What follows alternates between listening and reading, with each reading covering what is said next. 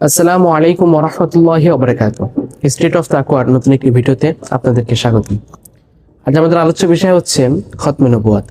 বিষয়টি যেমন গুরুত্বপূর্ণ তেমনি আমাদের জানা খুবই প্রয়োজন। আমি উক্ত বিষয়ের উপর কিঞ্চিত পরিমাণ আলোকপাত করার চেষ্টা করব বিতাওফিকিল মালিকিল আজিজিল আলিম। সম্মানিত দর্শকবৃন্দ, খতমে নবুয়ত সম্পর্কে কথা বলতে হলে আমাদের সর্বপ্রথম জানা দরকার খতমে নবুয়ত অর্থ কি। খতমে নবুয়তের অর্থ হচ্ছে আল্লাহ তাআলা মানুষের হেদায়েতের জন্য দুনিয়াতে অনেক নবী রাসূল প্রেরণ করেছেন। সর্বশেষ হুজুর সাল্লাল্লাহু আলাইহি সাল্লামকে প্রেরণ করার দ্বারা নবুয়তের সমাপ্তি ঘটানো, অর্থাৎ আল্লাহ তাআলা নবুয়তের দরজা বন্ধ করে দিয়েছেন, আর কেউ কখনো নবুয়ত প্রাপ্ত হতে পারবে না। সম্মানিত দর্শকবৃন্দ, আল্লাহ তাআলা প্রত্যেক নবী রাসূলকে একটি নির্দিষ্ট সময় দিয়েছেন এবং একটি নির্দিষ্ট জাতির হেদায়েতের উদ্দেশ্যে দুনিয়াতে প্রেরণ করেছিলেন। যখন তাদের নির্দিষ্ট সময় শেষ হয়ে যেত, তখন আল্লাহ তাআলা দুনিয়াতে আবার নতুন করে রাসূল বা নবী প্রেরণ করতেন, আবার নতুন কোনো কিতাব অবতীর্ণ করতেন। সর্বশেষ আল্লাহ তাআলা দুনিয়াতে প্রেরণ করেন বিশ্বনবী হযরত মুহাম্মদ মুস্তাফা সাল্লাল্লাহু আলাইহি ওয়াসাল্লামকে।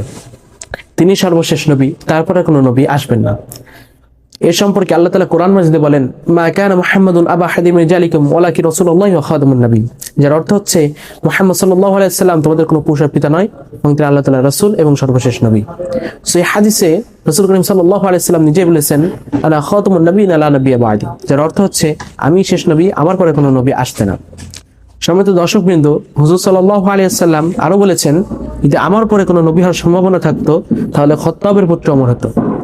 সম্মানিত দর্শকবৃন্দ, কোরআন হাদিসের স্পষ্ট মতে আমরা এটাই বুঝতে পারলাম যে হুজুর সাল্লাল্লাহু আলাইহি ওয়াসাল্লাম শেষ নবী, তারপরে আর কোনো নবী আসবে না। যদি ব্যক্তি নিজেকে শেষ নবী হিসেবে দাবি করে বসে, সে অবশ্যই কাফের, কেননা সে কোরআন এবং হাদিসকে অস্বীকার করলো এবং হুজুর সাল্লাল্লাহু আলাইহি ওয়াসাল্লামকে শেষ নবী হিসেবে মানল না। এমনিভাবে সাহাবায়ে কেরাম রাদিয়াল্লাহু তাআলা আনহুর যুগে এবং তার পরেও অনেক ব্যক্তি নিজেকে শেষ নবী হিসেবে দাবি করে বসে।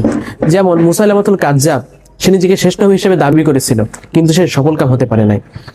আসওয়াদ আনাসি, সে নিজেকে নবী দাবি করেছিল, কিন্তু সফলকাম হতে পারে নাই। এভাবে যুগের পালাক্রমে আস্তে আস্তে এক সময় কাদিয়ানী সম্প্রদায়ের নেতা গোলাম মির্জা আহমদ কাদিয়ানী নিজেকে নবী দাবি করার দুঃসাহস দেখায় এবং কোরআন এবং হাদিসকে সে অবমাননা করে এবং হুজুর সাল্লাল্লাহু আলাইহি ওয়াসাল্লামকে শেষ নবী হিসেবে মানতে সে অস্বীকার করে।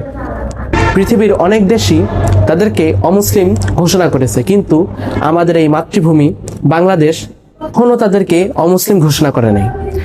মহান রব্বুল আলামিন আমাদের আখিরের নবী হযরত মুহাম্মদ মুস্তাফা সাল্লাল্লাহু আলাইহি ওয়াসাল্লামের খাঁটি উম্মত হওয়ার তৌফিক দান করেন এবং খতমে নবুয়তকে সংরক্ষণ করার ক্ষমতা দান করেন। আমিন। ওয়া আখির দাওয়ানা আলহামদুলিল্লাহ।